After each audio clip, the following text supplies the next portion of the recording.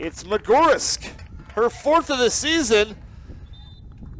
The initial save was a good one, but the rebound was right on the doorstep. McGorisk didn't miss, and it's 4-0 Dartmouth. A beautifully lofted ball here to Geyer, who I think has been great since coming into the start of this half, and McGorisk right there to clean it up. What a save on the initial header. Yeah, a couple good saves tonight from Michalaki, but in the end, it ends up in the back of the net, and that's what counts on the score sheet. McGorisk, doing what she needs to do in that spot, which is just wait, be patient, and if the goalie makes a save, be in position to put it away. I think you give an assist there to Geyer. It should be her 3rd of the season. McGorisk, her 4th goal of the year. In his 62nd minute. You give an assist to Glennon as well, it looks like. That'd be her 3rd of the season. Newberger cutting off that run early. Had more opportunity to go to the middle. So 4-0 Dartmouth. They've opened it up here in the second half. We did have a number of substitutions. I'll try to get you caught up on those in a moment. Again, a shuffle of the deck from what it was in the first half. We saw at the start of the second half, it was sort of a combination of players who played the first part of the first half and the second part of the first half. And now you're seeing some of those players who started the match and some of those who came on as subs in the first half. So it's just sort of a different grouping of forwards and midfielders. Ron Rainey elected to keep Glennon and Winstanley together. Now that was really the only kind of consistency of it. I'm going to need a flow chart to keep track of all those different combinations. Looked like we had Zoe Bukak come back into the game for McGorisk. And Erin Kawakami back on.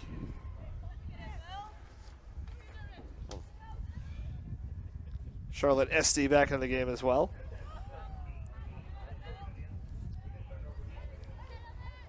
And Isabel Villaflor into the game as well. I believe that gets you caught up. Who did they replace on the pitch? I'm going to let you figure that out. I can tell you when Stanley's off. She's easy to spot with the highlighter orange cleats. Exactly. And so is Erin Kawakami, who's got the, what you call those, chartreuse colored cleats? I would just go with neon green. Sends it ahead. And walled off nicely there was doing the walling off is Katie Quinn. Bukak unable to catch up to it. I feel like all players should be required to wear a different color of neon cleats so we can keep track that way. Certainly would make it easier. This goes back for Mist Gronvald.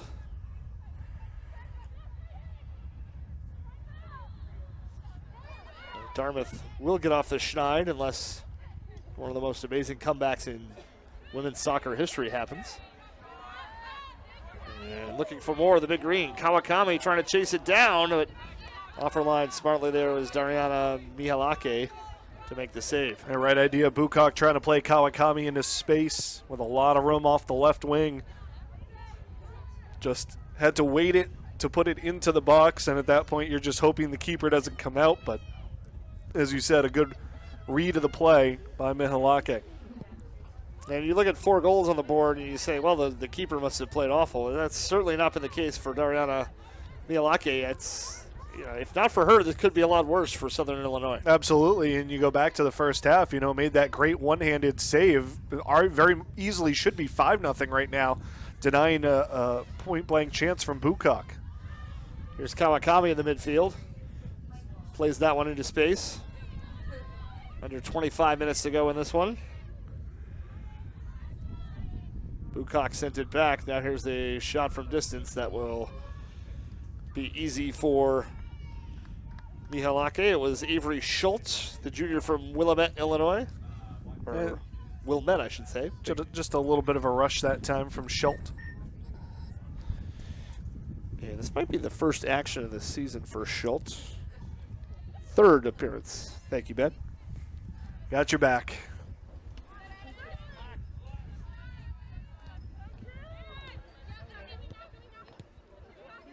In the midfield. Now the Salukis just looking for something positive to get back on the bus and presumably the flight back to Illinois with. Hope they didn't bus out here from Southern Illinois. That would be a long, long drive.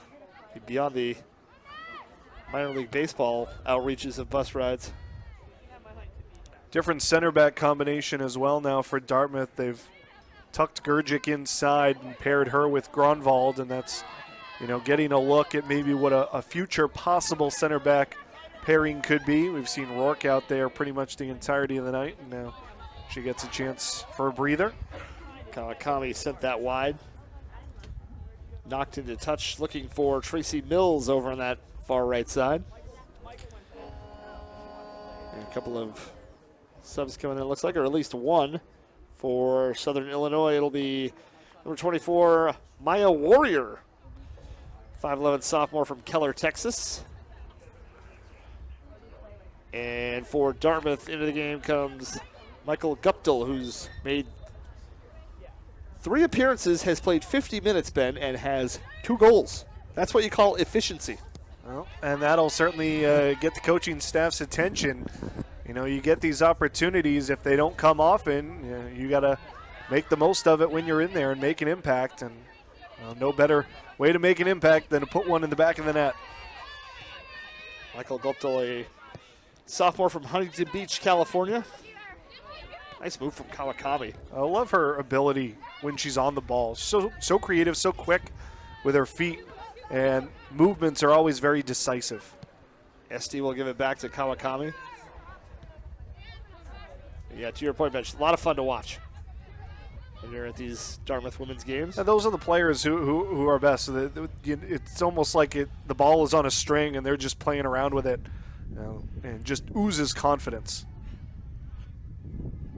Some of that quickness probably due to necessity, just 5 foot tall. Not going to outmuscle a lot of players. Plays bigger than her listed height, but has to be quick because a lot of those midfielders she's giving up size to.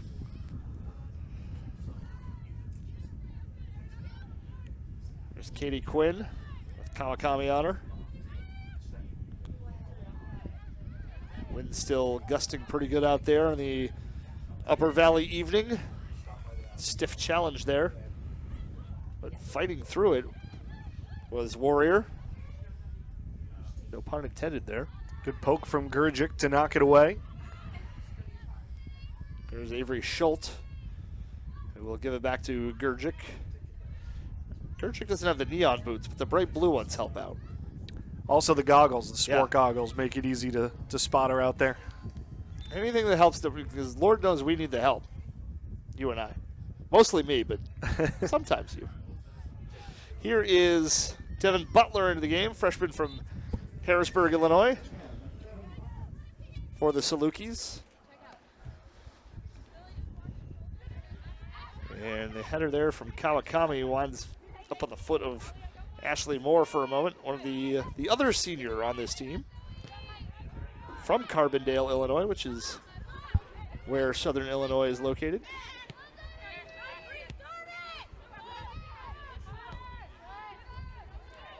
As we're approaching the 20-minute remaining mark here, so 70 minutes in the books. Dartmouth still looking for scoring opportunities, but certainly not pushing everyone forward as they had earlier in the second half. Foul on Gronwald there. Just a little push in the back. Free kick coming up for the Salukis, who have one game remaining on their schedule, and it's at home against California Baptist. Not this Saturday, but the following. No, this Saturday. And my math is correct. Keep forgetting it's Tuesday, man. Only Tuesday. Good grief. There's the volley into the box. Punched out of there by Sir. Good play by Sir. Not an easy ball to read, especially with the wind kind of swirling around on a night like this. There's Kawakami on the counter.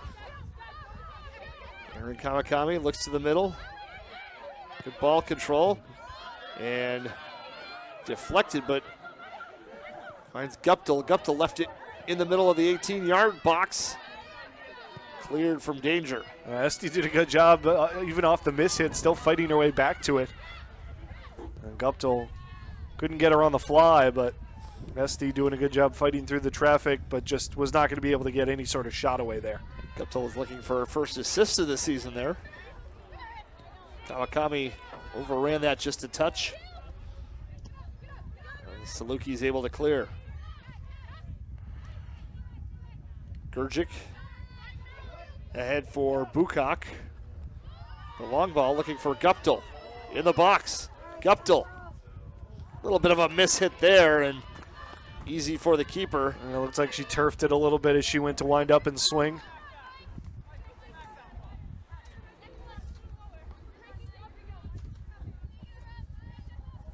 Couple of chances though here, and you can see why Guptill makes that impact. You know, despite the limited appearances, limited time so far, you know, as soon as she gets on the field, she's looking to create, she's looking to run into space and sort of keep the energy level up, even in these, you know, sort of getaway game type situations.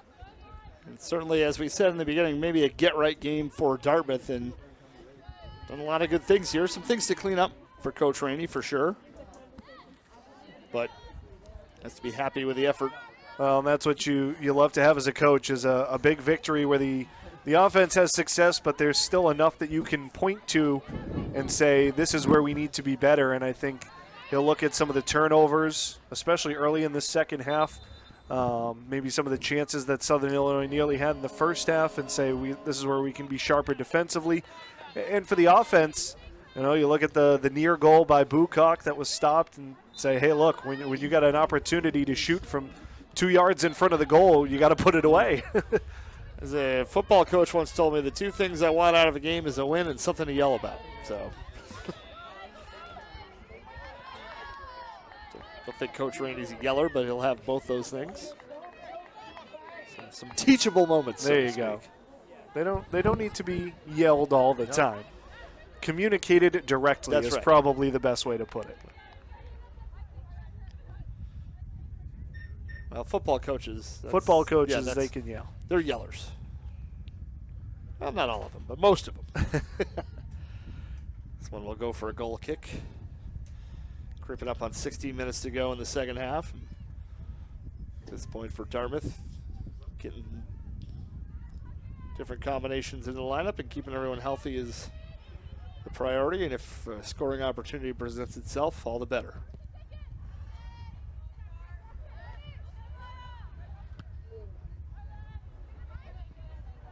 Don't think you can be. Well, you look at the scoreboard if you're a Southern Illinois player, fan, supporter, and you're disappointed, but I don't think you can be disappointed with their effort tonight, Ben. No, absolutely not. Even in after this, you know, sort of got away and became a 4-0 game, I think they still, you know, working hard, trying to find their opportunities going forward. And again, for this first-year program, it's about looking at expectations, and you know, they know they're going to be an inexperienced side for the most part every time out, and it's just about trying to create opportunities. Shot was deflected from Guptill into the hands of Dariana Mihalake. You know, and a big part of this season for them is really keeping an eye towards next season, because conference play will be at stake, and that's when things really start to amp up, when you have those, you know, those more intense conference games. And you know, there'll be another opportunity for, you know, a year of building, a year of learning. And that one a little bit dangerous, and Charlotte Sir had to make a decent save. Again, in the breeze, knuckling a bit, and nearly snuck under the crossbar. Yeah, on a night like this, you have to be aware of weather, and Sir obviously patient, doing a good job, you know, waiting all the way back on her line for that one and able to reach up and make a stop. From about 40 yards, but if it goes in, it counts. So absolutely. Sir up to the task. And if you can measure it right and angle it correctly, and that one was angled pretty well, you can catch a goalie napping. Especially sometimes in a game like this, you know, Sir might just be hanging out toward the top of the penalty area, but that time wise to be on her back heel. Dartmouth on the attack once again. Kawakami trying to chase it down. Offside flag. Offside flag is up. Each time I've meant to give you Charlotte Sir's numbers, there's been a Dartmouth attack that we've had to mentioned. So let you know right now, this is her third appearance. She's had one start, record of 1-0. The start came against Merrimack, has made 8 saves on the season, a perfect save percentage. The shutout against Merrimack, and also combined with a shutout with Mariel Gordon. Want to short Charlotte Sutter on her statistics. Nice for her to get an opportunity to mix in here again. You know, past years for Dartmouth, it's been all Mariel Gordon. Again, it's pretty much as long as she stayed healthy, but always nice to be able to give the backup an opportunity. And some more mass substitutions For both teams. Ellie Geyer back into the game. Sophie Pinney into the game, freshman from Glen Mills, Pennsylvania. I saw Lorna McElrath from Oakland, California. And we'll wait to see who the other subs were. Beg your pardon, but normally you don't see 7 subs into the game at once in soccer, but it's a little bit of an unusual circumstance. If it was a hockey, I'd be used to it. It would happen every 35 seconds. Right. McElrath getting an opportunity to play up top here with Esty. Kind of keeping an eye on Geyer as well. She's one of those players who kind of popped at the beginning of the second half, set up an assist on the easy goal by Magorisk. It certainly, if not scored a goal, earned an opportunity to score a goal. You're still trying to sort out who came in for Southern Illinois.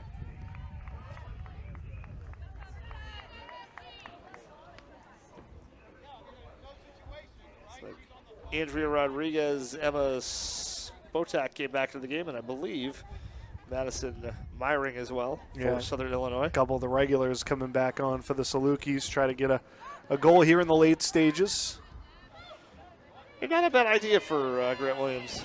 See some reserves come in for Dartmouth and try to build your team some confidence by scoring one. Doesn't matter to the Salukis if it gets the starting 11 or who's on the pitch for Dartmouth. A goal is a goal at this point in the game.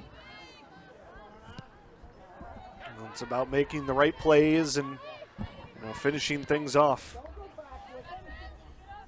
It's played ahead and swept clear by Mist Gronvald.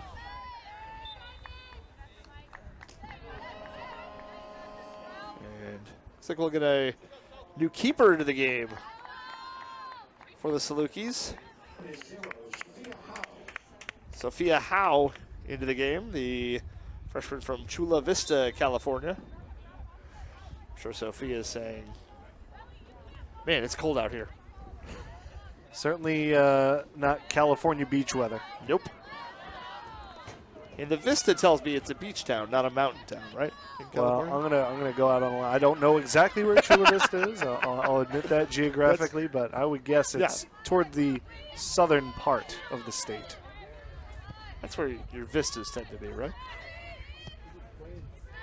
Before when we had our phone call for the game, Ben, I said make sure you're up on your California geography. And I'm not a little disappointed. I'm a lot disappointed. You didn't study up on that. Well, see, this is why they have the internet for things like this. Just south of San Diego. This is what happens when it's 4-0. Also, nice run here from Relly Ladner, who had checked in for Dartmouth. Good backtracking by Spotek, though, to win it back. Relly is a freshman from Wayne, Pennsylvania, getting some action. Dartmouth going to get off the 2-game losing streak and trying to build this momentum into the finishing kick of Ivy League play. Columbia, Harvard, and Cornell left on the schedule. A little bit of a disappointment in league play for Dartmouth so far, as that ball just unable to control with the first touch with Charlotte Esty. Otherwise, would have had her second of the night. Beauty of a ball by Geyer again here. And Esty, I think, sort of a half-minded either way. Thought about taking a settling touch. And I think as she came closer to it, realized that she had an opportunity to volley it. And I think that's what she ended up going for in the end. But just struck it a little bit wrong and ends up squirreling off to the side. Yeah, I thought about both and ended up doing neither.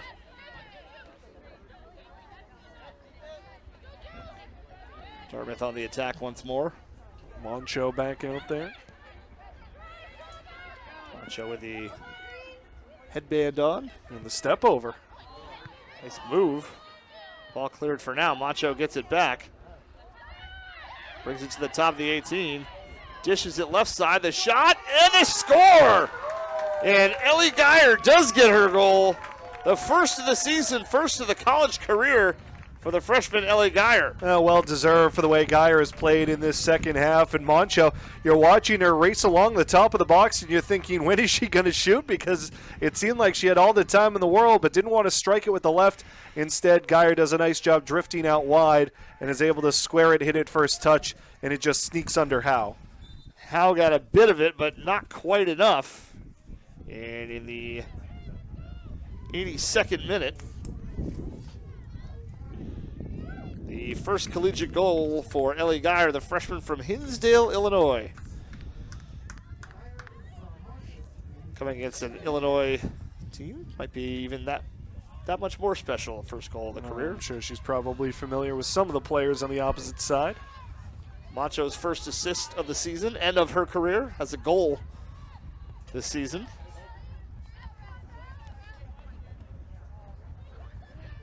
5-0 Dartmouth with 7.5 to go. Big Green, this is what a good team should do, Ben. Take care of business against first-year squad coming to town.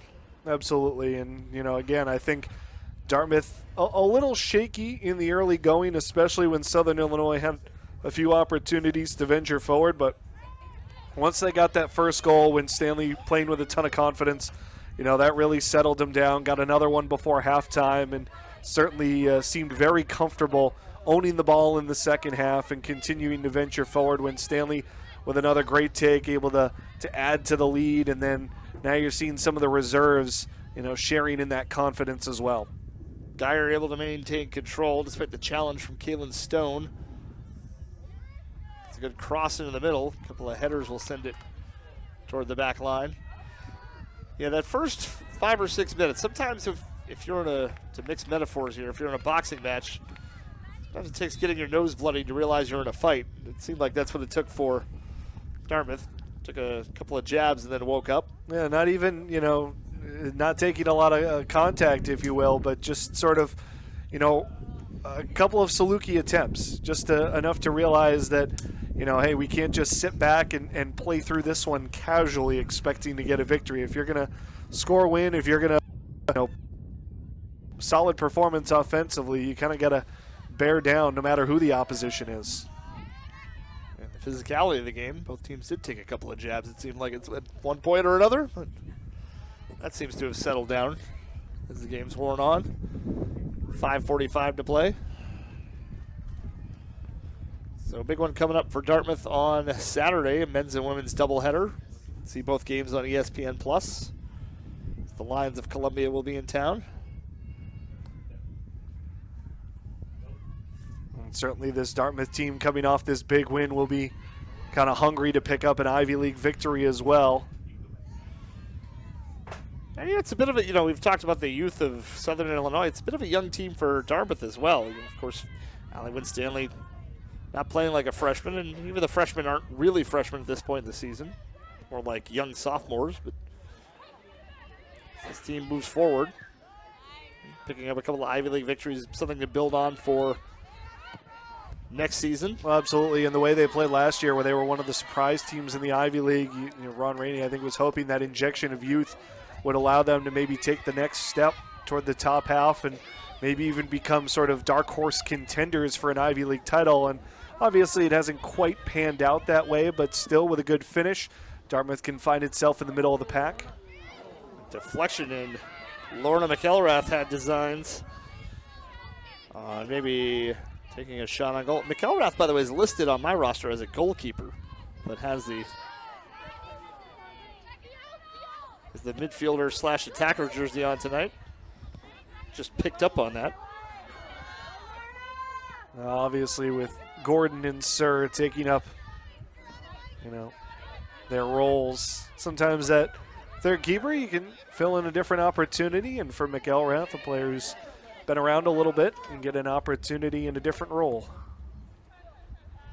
Might just be sort of the emergency keeper as well. Yeah. McElrath has appeared. This is her 6th appearance. 3rd of the season. And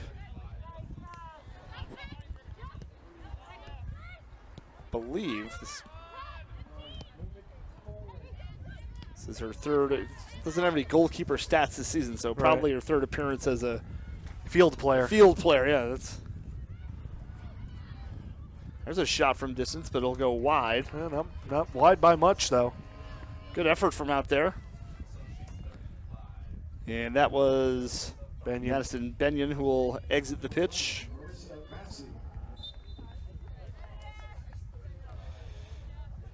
And taking a look at Lorna McElrath.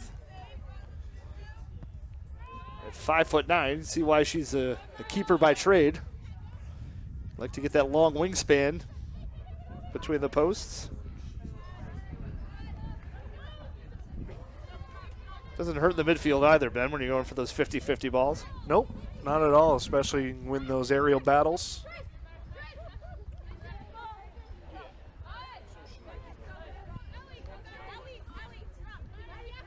Creeping up on 2.5 minutes to go, and this one will be in the books. Dartmouth with a take care of business victory tonight. Southern Illinois with some nice pieces in place and some work to do. One of the impressive things Dartmouth did tonight, Ben, I thought, was it really controlled Liz Brechtel, who we took a look at as a freshman with 3 goals this season, said, oh, this might be something Dartmouth has to worry about, but she was marked well all evening long. Yeah, really only cut loose for one scoring chance that I can remember, where she kind of won a physical battle with Gurgic along the side and then was able to get away as Gurgic went down for a slide tackle. Another shot from way out. And that was the foul in the box on Myring for the push. Otherwise, it would have been a scoring chance right in front, uncontested from Myring, but obviously the push-off, drew the whistle, and Bechtel was at the center of setting up that opportunity. Otherwise, I think Spotek was really probably the one who stood out most in terms of, trying to create offensively for the Salukis. And the Big Green might not be done here. Moncho, the flag is up, though, and the play is offside. Close call. Hard to tell from our vantage point with the angle whether or not Moncho was able to stay on sides, but again, nice combination play with her and Guptill. As Sophia Howe sends this one into the evening sky.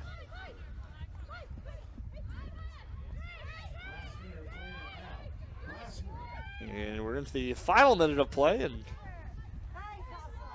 now I can say without jinxing it, the rain has held off here. Thank goodness. At Burnham Field. A bit chilly for my liking, but it's to be expected this late in the season.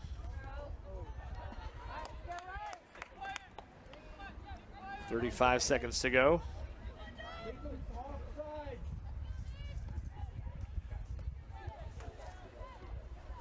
This will go for a goal kick. 26th minute, it was Allie Winstanley. 10 minutes later, Charlotte Esty made it 2-0. 61st minute, Winstanley again. And then a minute later, Molly McGorisk.